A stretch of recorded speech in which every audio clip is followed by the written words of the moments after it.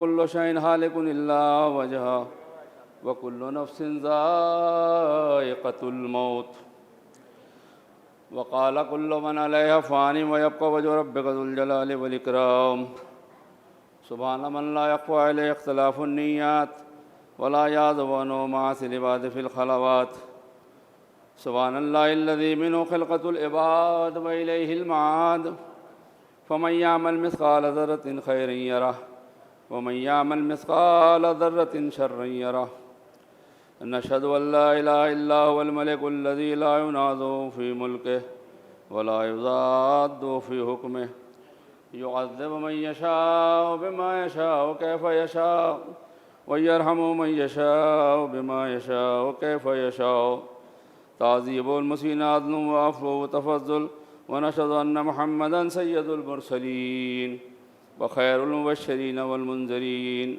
صلى الله عليه وآله الهداة المهديين من ركب سفينتهم نجا واعتدى من تخلف عنها ضل فغرق وهوى بسم الله الرحمن الرحيم اللهم كن لوليك الحجة ابن الحسن صلواتك عليه وعلى آبائه في هذه الساعة وفي كل ساعة وليا وحافظا وقائدا وناصرا ودليلا وعينا حتى تسكنه أرضك طوعا وتمتعه فيها طويلا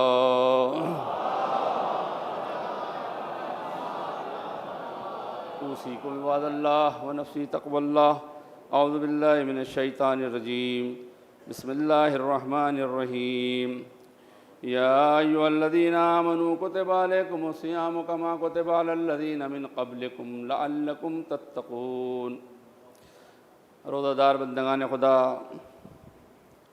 ارشاد اقدس الہی ہو رہا ہے، اے ایمان والوں، تمہارے اوپر روزہ بالکل اسی طرح فرض کیا گیا، لکھ دیا گیا جیسے تمہارے پہلے والوں پر فرض کیا گیا تھا اور لکھ دیا گیا تھا، تاکہ تم اس کی وجہ سے پرہیزگار بن جاؤ۔ چھٹے امام جعفر صادق علیہ السلام ارشاد فرماتے ہیں کہ جب اس آیے کریمہ کو پڑھتا ہوں تو خوشی محسوس ہوتی ہے کہ اللہ تعالیٰ نے ہمیں صاحب ایمان کہہ کے خطاب کیا۔ بندگان خدا، اس سے اللہ تبارک و تعالیٰ کا منشا اور مقصد یہ ہے کہ روزے کے ذریعے ہم متقی اور پرہیزگار بن جائیں۔ اگرچہ شرعی اصطلاح میں خود کو ہر اس چیز سے روکنا جو آخرت کے لیے نقصان دہ ہو، یا بالفاظ دیگر اوامر و نواہی میں اللہ کی نافرمانی سے پرہیز کرنا تقوی ہے۔ روزے کا طبعی اور لازمی نتیجہ تقوی ہے۔ تقوی کا مطلب ہر قسم کے خطرات سے بچنا، اور انسان کو سب سے زیادہ خطرات اپنی خواہشات نفس کی طرف سے لاحق ہوتے ہیں۔ حدیث میں ہے، تیرا سب سے بڑا دشمن تیرا وہ نفس ہے جو تیرے دونوں پہلوؤں کے درمیان ہے۔ دراصل جسم مٹی سے بنا ہے اور روح آسمان سے آئی ہے۔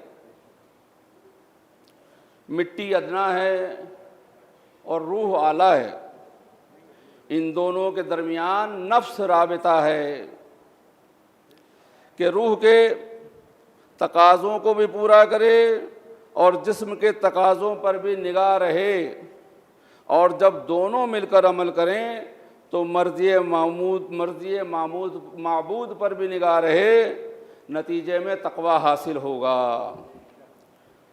حدیث قدسی میں ہے، اللہ ارشاد فرماتا ہے، ہر نیک عمل جو آدمی کرتا ہے اپنے لیے کرتا ہے، مگر روزہ میرے لیے کرتا ہے، اور اس کا ثواب کسی فرشتے کے ذریعے سے نہیں بلکہ میں خود اپنے دست قدرت سے دوں گا۔ روزے کی وجہ سے انسان متخلق باخلاق الوہیت اور متصف بصفات ربوبیت ہو جاتا ہے، اور محاسن ظاہری میں باکمال اور صفات باطنی کے ساتھ مالا مال ہو جاتا ہے۔ صفات ظاہری اس طرح کہ خداوند عالم منزہ ہے کھانے پینے سے، شہوت اور لذات نفسانی سے، روزے میں بھی انسان ان باتوں کو ترک کرتا ہے۔ اور صفات باطنی میں اس طرح کہ خلاق عالم پاک و منزہ ہے حسد، کینہ، غرور اور ظلم سے، روزے میں انسان بھی بسبب کثر نفس ان چیزوں سے بچا رہتا ہے۔ اسی وجہ سے خدا نے روزے کو اپنی طرف منسوب کیا اور فرمایا الصوم لی، روزہ میرے لیے ہے۔ روزہ ان اندرونی خطرات سے بچنے کا اہم وسیلہ ہے، کیونکہ روزہ حلال اور مباح چیزوں سے اجتناب کی اہم تربیت ہے۔ انسان جب حلال اور مباح چیزوں سے اجتناب کرنے کا عادی بن جائے تو حرام چیزوں سے بچنا اس کے لیے مزید آسان ہو جاتا ہے۔ روزے سے نفس پر گناہوں کی تہ بتہ پڑی ہوئی آلودگی دھل کر صاف ہو جاتی ہے۔ اخلاق اسلامی کے شگوفے کھل اٹھتے ہیں، سنورنے اور بننے کی استعداد پیدا ہو جاتی ہے، اور نفس انسانی میں معرفت الہی کی ایسی حرارت پیدا ہو جاتی ہے کہ گناہ کے رگ و ریشے جل کر ختم ہو جاتے ہیں۔ بندگان خدا روزہ خاص الخاص رکھی۔ مطلب کیا ہے؟ دل کا پست اور ما سوا اللہ کے خیالات سے پرہیز کرنا۔ یہ کھانے پینے کی طرح مبتلات روزہ میں سے نہیں ہیں، بلکہ غیر خدا اور دنیاوی امور کے بارے میں غور کرنا۔ یہاں تک کہ بعض دل والوں نے یہ کہہ دیا ہے کہ جو شخص اس چیز کے بارے میں سوچے گا جس سے وہ افطار کرتا ہے تو یہ اس کی غلطی لکھی جاتی ہے کہ یہ خدا کے فضل پر ایمان کی کمزوری اور اس کے رزق کا یقین نہ ہونے کی بنا پر ہوتا ہے جس کا وعدہ کیا گیا ہے۔ یہ مرتبہ انبیاء و صدیقین اور ان لوگوں کا ہے جو خدا کے مقرب ہیں۔ یہ ماہ رمضان ہے، جہنم سے آزادی کا مہینہ ہے۔ حدیث میں ہے کہ ماہ رمضان میں ہر روز افطار کے وقت خداوند عالم 10 لاکھ افراد کو آتش جہنم سے آزاد کرتا ہے، اور شب جمعہ روز جمعہ 10 لاکھ افراد آتش جہنم سے آزاد کرتا ہے، جو سب کے سب مستحق عذاب ہو چکے ہوتے ہیں، اور آخری ماہ کے شب و روز میں اتنے لوگ آزاد کرتا ہے جتنے کو پورے مہینے میں آزاد کیا ہے۔ لہذا خدا سے سوال کرو تمہیں بھی انہی میں قرار دے۔ بندگان خدا، ایسا نہ ہو کہ ماہ مبارک چلا جائے اور تمہارے گناہ باقی رہ جائیں، اور جس دن روزہ دار اپنا انعام حاصل کر رہے ہوں تو محروم اور نقصان اٹھانے والوں میں سے ہو۔ بندگان خدا، یہ ماہ مبارک رمضان ہے، اس کے بہت سے نام ہیں۔ اس میں ایک نام یہ ہے کہ یہ اللہ کی مہمانی کا مہینہ۔ بندہ مہمان ہے اللہ کا، اور بندوں کا میزبان ہے اللہ تبارک و تعالیٰ خود۔ اس نقطے کو اسلام کے جتنے قوانین ہیں، جس نے دل کی گہرائیوں سے ان کو مانا ہے اور ان پر عمل کیا ہے، اس کی کیفیت یہ ہو جاتی ہے کہ پھر جب وہ ان پر عمل کرنا شروع کر دیتا ہے تو دنیا کی کوئی طاقت اسے اس پر عمل کرنے سے روک نہیں پاتی ہے۔ یہ آپ کا جوک جرجوک، نماز میں اکٹھا ہونا اور آنا، مسجدوں میں آنا، نمازیں پڑھنا، روزے رکھنا، خیر و خیرات کرنا، صلہ رحمی کرنا، مظلوموں کی حمایت کرنا، یہ کیا ہے؟ یہ سب اللہ کے احکامات پر عمل کرنا ہی تو ہے۔ کوئی طاقت آپ کو اس عمل سے روک نہیں پاتی۔ مشہور ہے کہ روزے میں بندہ اللہ کا مہمان ہوتا ہے، اللہ اپنے بندے کو خود کھلاتا ہے، خود پلاتا ہے، خود اس کی تربیت کرتا ہے۔ مشہور ہے کہ شقی ازلی حجاج ابن یوسف ثقفی، جو کوفے کا گورنر تھا مروان کا، جس نے اتنا ظلم کیا کہ زمین کانپ جاتی ہے، اس کے ظلم کا نام لے کے آج ہی کوئی نیا ظلم نہیں ہو رہا ہے، ظلم ظالم ہمیشہ سے پیدا ہوتے رہے اور ہمیشہ سے ظلم کرتے رہے ہیں۔ ایک دن وہ شکار کو گیا، دھوپ تیز تھی، خیمے لگا دیے گئے، کھانا چن دیا گیا سامنے، اس نے نگاہ اٹھا کے دیکھا تو سامنے ایک بکریوں کا اور بھیڑوں کا ایک ریوڑ تھا، غلہ گوسفند تھا۔ اس میں اس نے دیکھا کہ ان کا چرواہا ایک بھیڑ کے پیٹ میں سر ڈالے ہوئے سو رہا۔ پتہ نہیں کیسے اسے رحم آ گیا، جبکہ اس کے سامنے رحم کی کوئی حیثیت نہیں تھی، ظلم ہی ظلم کیا ہے اس نے۔ کسی کو بھیج کے اس کو بلوایا، وہ چرواہا آیا وہاں کو، چرواہا ہے، عام طور سے سیارہ نشین بدو اسلامی احکامات کے بارے میں کیا زیادہ جانیں گے، لیکن جتنا اسے معلوم تھا، جتنا حکم اسے پتہ تھا، جتنی معرفت اس کو ہونی چاہیے تھی اتنی اس کو تھی اس کی، اور اس نے اس کا اظہار بھی کیا۔ کہتا ہے کہ آؤ میرے ساتھ کھانا کھا لو۔ چرواہا کہتا ہے کہ میں تم سے پہلے کہیں مدعو ہوں، دعوت مجھے دے دی گئی ہے۔ تو ظالم کہتا ہے کہ کون ہے جس نے تمہیں دعوت دی ہے اس جنگل بیابان میں؟ تو وہ چرواہا کہتا ہے کہ میں روزے سے ہوں۔ حجاج کہتا ہے کہ آج تم میرے ساتھ افطار کر لو، کھانا کھا لو، کل روزہ رکھ لینا۔ اس گرمی میں روزہ رکھنے اور اس تپش میں کیسے روزہ رکھو گے؟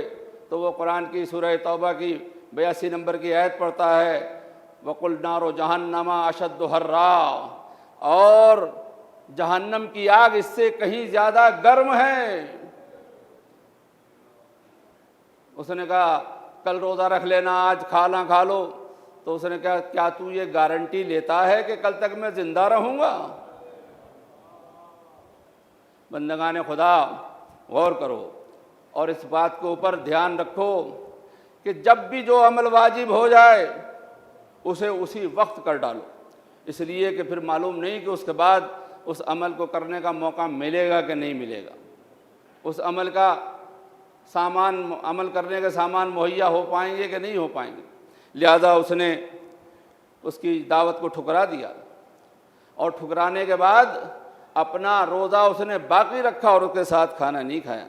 بندگان خدا، یہ روزہ، یہ ماہ رمضان اللہ نے ہمارے لیے برکت کا مہینہ قرار دیا، تلاوت قرآن کا مہینہ قرار دیا۔ اس مہینے میں اللہ نے چونکہ قرآن کو بھی نازل کیا ہے، اس مہینے میں شب قدر بھی اللہ نے رکھی ہے۔ ہم نے شب قدر کے اعمال کیے ہیں، اللہ ہمارے اعمال کو قبول کرے اور ہمارے لیے اچھا ہی اچھا کہ جو کچھ ہمارے لیے ہو سکتا ہے اللہ کی طرف سے وہ ہمارے لیے مقرر فرمائے، مقدر فرمائے۔ بندگان خدا، رمضان اب دھیرے سے ہمارے ساتھ میں سے رخصت ہو رہا ہے، اور ہم اس کی جتنی اس میں عبادت کرنا چاہتے تھے اتنی کر نہیں سکے، جتنا اس کا احترام کر سکتے تھے اتنا ہم سے ہو نہیں پایا، جتنی تلاوت ہم کرنا چاہتے تھے اتنی تلاوت ہم سے اس مہینے میں ہو نہیں پائی ہے۔ پتہ نہیں اللہ ہمارے ان مختصر سے اعمال کو کس طرح قبول کرے گا، بس اس کے رحم سے امید ہے، اس کی مغفرت سے امید ہے کہ وہ ہمارے اعمال بھی قبول کرے گا اور اس کے نتیجے میں ہمیں بخش بھی دے گا۔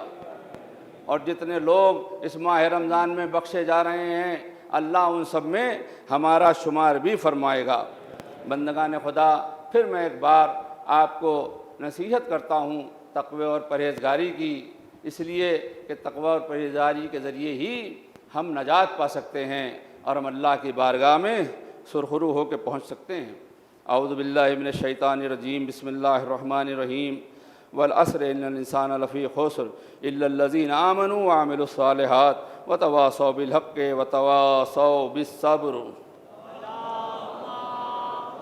وبسط الیدین بالرحمہ سبحان من لم یکلف نفسا الا دون وسعها وعفى عن السیئات ولم یجاز بها سبحان من لا يزداد على معاصي العباد الا کرما وجودا وعلى كثرة الذنوب الا عفوا وصفحا نشهد ان لا اله الا هو لطوف العباد بجوده ولواد المذنبين بحلمه ونشهد ان محمدا نبيه وحبيبا سید المرسلین وشفیع المذنبین بعثه رحمة للعالمین صلی اللہ علیہ وآلہ الداعین الی سبیل اللہ بالحکمۃ والموعظۃ الحسنہ قادۃ الامم واولیاء النعم ومعدن الرحمہ اوصیکم عباد اللہ بالتوبہ اعوذ باللہ من الشیطان الرجیم بسم اللہ الرحمن الرحیم قل یا عبادی الذین اسرفوا علی انفسہم لا تقنطوا من رحمۃ اللہ ان اللہ یغفر الذنوب جميعا وانہ هو الغفور الرحیم۔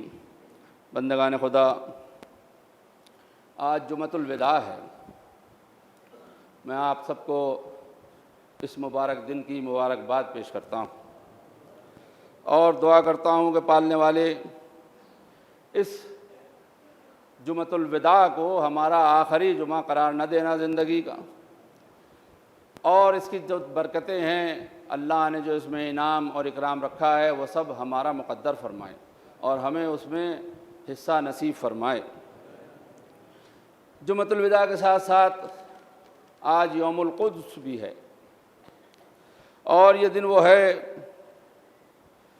کہ جس کو یوم القدس کے نام سے بھی جانا اور پہچانا جانے لگا ہے۔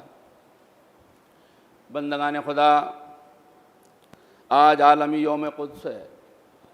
رہبر انقلاب آیت اللہ العظمیٰ سید روح اللہ الموسوی الخمینی علی اللہ مقامہ نے انقلاب برپا کرنے کے بعد فوراً بعد ماہ مبارک رمضان کے جمعۃ الوداع کے دن یوم القدس منانے کا اعلان فرمایا۔ مقصد یہ تھا کہ اس دن عالم اسلام تقریباً ایک پلیٹ فارم پر جمع ہوتا ہے، لہذا ضروری ہے کہ اس دن امت مسلمہ کو اس بات سے آگاہ کیا جائے کہ مسلمانوں کو سب سے بڑا خطرہ اسرائیل سے ہے، جو قبلہ اول پر قبضہ جمائے بیٹھا ہے اور وہاں سے پورے عالم اسلام کو ڈسٹرب کیے۔ مقصد تھا کہ اگر قبلہ اول پر سے اسلام دشمن طاقتیں بھگا دی جائیں تو اسلامی دنیا میں قدر سکون اور اطمینان کی کیفیت پیدا ہو جائے گی۔ علامہ رحیل کا نقطۂ نظر آج اور بھی واضح ہو جاتا ہے۔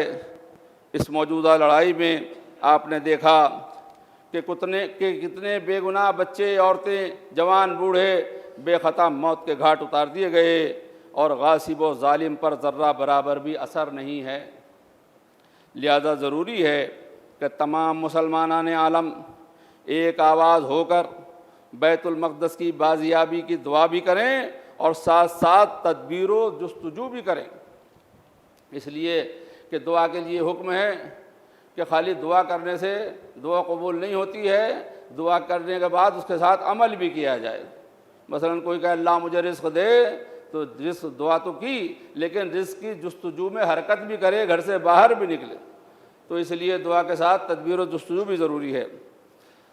اور تمام عالم اسلام جہاں جہاں اسلامی حکومتیں ہیں ان کو متوجہ کریں کہ اگر تم حکومتی سطح پر کوشش نہ کرو تو ہم تم ہی کو اکھاڑ پھینکیں گے اور ایسی حکومت قائم کریں گے جو مظلوم کی حامی ہو اور ظالم کے دشمن ہو۔ یہ عام مسلمانوں سے مطالبہ ہے۔ دعا کرتے ہیں کہ رب العزت اس عذاب کو ہم سے دور فرمائے۔ میں زیادہ کچھ نہ کہتے ہوئے اس موضوع پر، ابھی یہاں جمعہ کی نماز کے بعد احتجاج ہوگا، قائد ملت آفتاب شریعت تشریف فرما ہوں گے، وہاں آپ سب اس میں ضرور شرکت کریں، اس لیے کہ ہماری شرکت ہی اس بات کی دلیل ہوگی کہ ہم کبھی بھی ظالم کو برداشت نہیں کرتے ہیں اور ہمیشہ ہم مظلوم کی حمایت میں رہتے ہیں۔ وہاں کے فلسطین کے امام جمعہ شیخ محمود الحسنات نے اپنے مختصر ترین خطبے میں، مسئلہ ہے، سب باتیں کہی جاتی ہیں، خطبوں میں بیان ہوتا ہے، لمبے لمبے خطبے دیتے ہیں، حدیث، قرآن، اقوال، اچھی اچھی باتیں محنت کر کے لاتے ہیں، مجمع کے سامنے پڑھتے ہیں اور مجمع سن کے چلا جاتا ہے۔ عمل کے معاملے میں معاملہ یہ ہے کہ اتنا رزلٹ اور نتیجہ نہیں ملتا جتنا ہونا چاہیے۔ لہذا وہ اپنے یہاں خطبے میں کہہ رہے ہیں کہ اگر 30,000 شہید، 70,000 زخمی اور 20 لاکھ بے گھر فلسطینی بھی امت کو بیدار نہ کر سکے تو میرے خطبے کا کیا اثر پڑے گا؟ میں مزید کیا کہوں اور کس سے کہوں؟ تمام عالم اسلام بے گناہ 30,000 سے زائد لوگوں کو بچے مار دیا گیا۔ آج میں نے ایک تصویر دیکھی، سچ اور جھوٹ میں نہیں کہہ سکتا، لیکن میں نے دیکھا کہ ایک نجس جانور ایک بچے کی لاش منہ میں دبائے وہ اٹھائے لیے چلا جا رہا۔ جب صورتحال یہ ہو جائے اور سب کو پتہ ہے اور اس کے بعد بھی خاموش لوگ بیٹھے ہوئے ہیں، تو آگے کیا کہا جا سکتا ہے؟ تو کہتا ہے کہ میں کیا کہوں اور کس سے کہوں؟ صفیں درست کریں، آئیے نماز پڑھتے ہیں۔ اور اس نے نماز پڑھانا شروع کر دی، 3 جملوں کا خطبہ اس نے دیا۔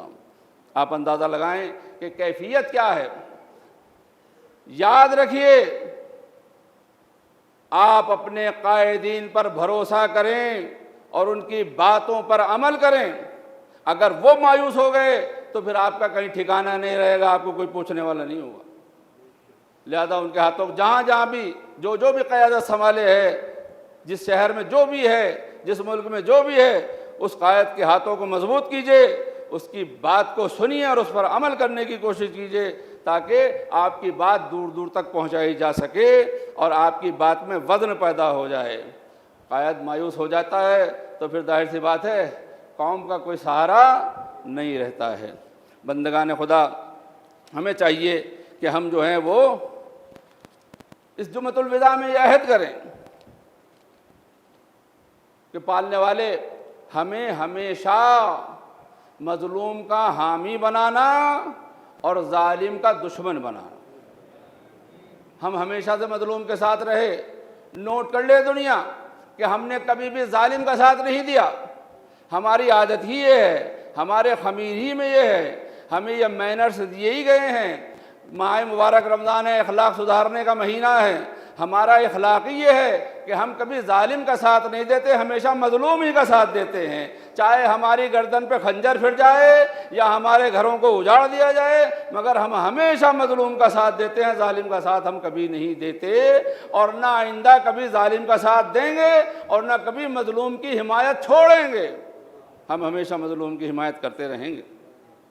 بندگان خدا، یہ جمعۃ الوداع ہے اور ہمیں اسے وداع کرنا ہے۔ عام طور سے وداع کا مطلب یہ سمجھا جاتا ہے کہ رخصت کرنا، رخصت کر دیا، مہمان اپنے گھر چلا گیا، ہم چین سے ہو گئے، سکون سے کہ بھئی مہمان آیا ہوتا، رخصت ہو گیا ہمارے درمیان سے۔ وداع کا مطلب رخصت کرنا نہیں ہے، وداع کا مطلب ہے پھر واپس آنے کی دعوت دینا۔ اے رمضان المبارک، تو ہمارے درمیان سے رخصت ہو رہا ہے تو 11 مہینے بعد پھر آنا، واپس آنا، اور ہم جب آج تجھے وداع کر رہے ہیں تو دعوت دے رہے ہیں کہ 11 مہینے بعد ہم تیرا پھر استقبال کریں گے، روزے رکھیں گے اور عبادت کریں گے۔ لہذا وداع کا مطلب رخصت کرنا نہیں، بچھڑ جانا نہیں، دعوت دینا ہے، پھر سے بلانا ہے، پھر سے ہم انتظار میں ہیں کہ آپ تشریف لائیں، آپ آئیں، تاکہ جو برکتیں ہمیں اس رمضان میں حاصل ہوئیں آئندہ بھی وہ ہمیں حاصل ہوں۔ لہذا روایت ہے جابر سے کہ میں رسول اللہ صلی اللہ علیہ وآلہ وسلم کی خدمت میں ماہ رمضان کے آخری جمعے کو حاضر ہوا۔ جیسے ہی حضرت نے مجھے دیکھا فرمایا، جابر، یہ ماہ رمضان کا آخری جمعہ ہے، اسے رخصت کرو اور یہ کہو۔ آپ سب بھی پڑھیں، یہ کہہ کے آپ نے رخصت کرایا ہے جمعے کو، یعنی وداع کرایا ہے جمعۃ الوداع کو، اور وہ یہ تھا، بسم اللہ الرحمن الرحیم، اللہم لا تجعلہ آخر العہد من صیامنا ایاہ فإن جعلتہ فاجعلنی مرحوما ولا تجعلنی محروما۔ خدایا میرے اس ماہ کے روزوں کو آخری روزہ قرار نہ دینا، اور اگر تیری یہی مشیت ہے تو مجھے قابل رحمت قرار دینا، اپنی رحمت سے محروم نہ کرنا۔ بندگان خدا، ہم نے اس مہینے کو وداع کیا ہے، پھر سے دعوت دی ہے، جو روزے کا مہینہ ہے، عبادت کا مہینہ ہے، توبہ کا مہینہ ہے، یہ خدا کی طرف آنے کا مہینہ ہے، یہ مغفرت و رحمت کا مہینہ ہے، یہ جہنم سے آزادی کا مہینہ ہے، اور جنت کے لیے کامیابی کا مہینہ ہے، اور یہ وہ مہینہ ہے جس میں شب قدر ہے جو 1000 مہینوں سے بہتر ہے، یہ نزول قرآن کا مہینہ ہے، امام صادق علیہ الصلوۃ والسلام ارشاد فرماتے ہیں، یہ قرآن کریم اللہ کی طرف سے اس کے مہمانوں کی ضیافت کے لیے بندوں کے پاس خوان نعمت بنا کر بھیجا گیا ہے۔ اس کی خواہش یہی ہے کہ اس کے بندے زیادہ سے زیادہ اس کی تلاوت کریں۔ بندگان خدا، آئیے دعا کرتے ہیں۔ سب سے پہلے تو میں یہ دعا کرتا ہوں کہ پالنے والے ہمارے قائدین کو صحیح اور سلامت رکھے، اور خاص طور سے ہمارے قائد ملت جناب حجت الاسلام مولانا سید کلب جواز صاحب قبلہ کعبہ کو صحت و سلامتی کے ساتھ رکھے۔ اور پالنے والے، میں تجھ سے دعا کرتا ہوں کہ وہ لوگ جو ہماری قیادتوں کو ڈسٹرب کرنے اور ہماری قیادتوں کی فکروں کو مونڈنے کی کوشش کرتے ہیں، ان سب کو حشرات الارض کی طرح سے ہمارے قائدین کے پاس سے دور بھگا دے، تاکہ ہمارے قائدوں کے فیصلے اتنے جو عالی شان ہیں ان پر لوگوں میں یقین پیدا ہو جائے اور لوگ اس پر عمل بھی کریں۔ بندگان خدا، دعا کرتے ہیں اس جمعے میں، دعائے افتتاح کے آخری جملے جس میں معصومین علیہ الصلوۃ والسلام نے صلاح دعا فرمائی ہے، پالنے والے خدایا ہم تجھ سے سوال کرتے ہیں اس باعظمت حکومت کا جس سے اسلام اور اہل اسلام کو عزت ملے اور نفاق اور اہل نفاق کو ذلت نصیب ہو، ہمیں اس حکومت میں اپنی اطاعت کا طرفدار اور اپنے راستے کا قائد بنا دے، اور اس کے ذریعے ہمیں دنیا و آخرت کی کرامت عنایت فرما دے۔ خدایا حق تو نے دکھلا دیا ہے، اس کو اٹھانے کی قوت عطا فرماؤ، اور جو ہم تک نہیں پہنچا ہے اسے ہم تک پہنچا دے۔ خدایا امام کے ذریعے ہماری پراگندگی کو دور فرما، ہمارے انتشار کو مجتمع کر دے، ہمارے باہمی شگاف کو زائل فرما دے، ہماری قلت کو کثرت بنا دے، ہماری ذلت کو عزت بنا دے، ہماری غربت کو مالداری بنا دے، ہمارے قرض کو ادا کر دے، ہمارے فقر کا علاج فرما، ہماری حاجتوں کو پورا فرما، ہماری دشواریوں کو آسان فرما، ہمارے چہروں کو روشن بنا دے، ہماری گرفتاریوں کو دور فرما، ہماری حاجتوں کو عطا فرما، اور ہمیں دنیا و آخرت کی امیدوں تک پہنچا دے، اور ان کے طفیل میں ہمیں ہماری ضرورت سے زیادہ عنایت فرما۔ اے بہترین وہ ذات جس سے سوال کیا جائے، اور اے وسیع ترین عطا کرنے والے، ان کے ذریعے ہمارے سینوں کے درد کو شفا دے، ہمارے دلوں کے رنج کو دور فرما، اور ہمیں اس حق کی ہدایت فرما جس میں اختلاف پیدا کر دیے گئے ہیں کہ تو جسے چاہتا ہے صراط مستقیم کی ہدایت دے سکتا ہے۔ ان کے ذریعے ہمیں اپنے اور ہمارے دشمنوں پر غلبہ عطا فرما۔ اے خدا اے برحق آمین۔ خدایا ہم تجھ سے فریاد کرتے ہیں کہ نبی رخصت ہو چکے، امام غیبت میں ہیں، دشمنوں کی کثرت ہے اور ہمارے عدد کی قلت ہے، فتنوں کا زور ہے اور زمانے نے ہمارے خلاف اتحاد کر لیا ہے، لہذا محمد و آل محمد پر رحمت نازل فرما۔ صلوات پڑھیں، اللہم صلی علی محمد و آل۔ اور ان حالات میں فوری فتح کے ذریعے ہماری امداد فرما اور ہمارے رنج کو دور فرما دے، ہمیں نصرت اور عزت عطا فرما، اور وہ سلطنت حق دے دے جس کے ذریعے سے غلبہ عطا فرما دے، اور وہ رحمت جس سے جلالت ملے، وہ عافیت جو ہمارے شامل حال ہو جائے اپنی رحمت سے۔ اے ارحم الراحمین، خدایا تمام اہل قبور کو خوشی عنایت فرما، خدایا ہر فقیر کو غنی بنا دے، ہر بھوکے کو سیر کر دے، ہر برہنہ کو لباس دے دے، ہر مقروض کے قرض کو ادا کر دے، ہر رنجیدہ کے رنج کو دور فرما دے، ہر مسافر کو اس کے وطن کی طرف پلٹا دے، ہر قیدی کو آزاد کر دے۔ خدایا مسلمانوں کے تمام امور کی اصلاح فرما دے، ہر بیمار کو شفا دے دے، خدایا ہماری فقیری کو اپنی بے نیازی سے رفع کر دے، ہماری بدترین حالت کو اپنے بہترین کرم سے بدل دے، ہمارے قرض کو ادا فرما دے اور ہمیں فقیری سے غنی بنا دے کہ تو ہر شے پر قدرت رکھنے والا ہے۔ اعوذ باللہ من الشیطان الرجیم، بسم اللہ الرحمن الرحیم۔ ان اللہ وملائکتہ یصلون علی النبی یا ایھا الذین آمنوا صلوا علیہ وسلموا تسلیما۔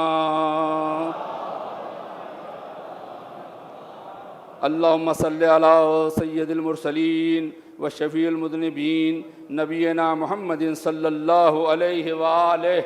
اللهم صل على